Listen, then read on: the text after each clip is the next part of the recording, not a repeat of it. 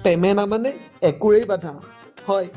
ইয়াৰ জ্বলন্ত উদাহৰণ মোৰ প্ৰেমৰ কাহিনী এটা আপোনালোকক আজি ক'ম মোৰ প্ৰেম হৈছিলে এই চৰাইটোৰ লগত তাৰ লগত মই গোটেই দুনিয়াখন পিট পিটাই ঘূৰি ফুৰিছিলোঁ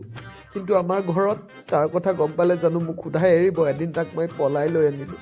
ভাবিলোঁ তোমাক এনেকৈ নিনিও জান মই কাটি কিনে পলিথিনত ভৰাই কিনে লৈ যাম যাতে তোমাৰ ঘৰৰ মানুহ ৰাস্তাত আমাক ধৰিব নোৱাৰে মনত বহুত ভয় আহিছিল কিন্তু আমাৰ প্ৰেমৰ সাহসেৰে তোমাক এদিন মই ৰাস্তাই লৈ আনি আমাৰ ঘৰত সোমালো ৰাস্তাৰে আহি থাকোঁতে তাই বহুত ধূলি মাকতি খাইছিল পিছত মোৰ বেয়া লাগি তাইক মই গাটো ধুৱাই দিছিলোঁ লগে লগে তাইক মই নখাজ পিন্ধাই মোৰ গোটেই ঘৰৰ পৰিয়ালটোৰ লগত তাইক চিনাকি কৰাই দিছিলোঁ কিন্তু নাই আদা খুৰা আলু খুৰী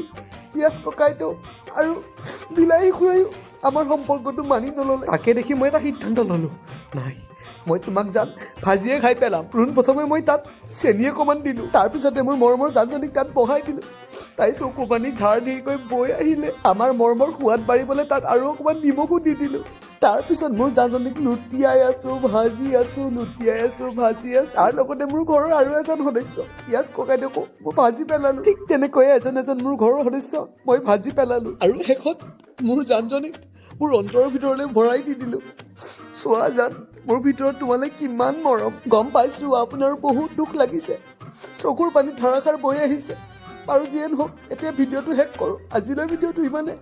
টিল দেন বাই বাই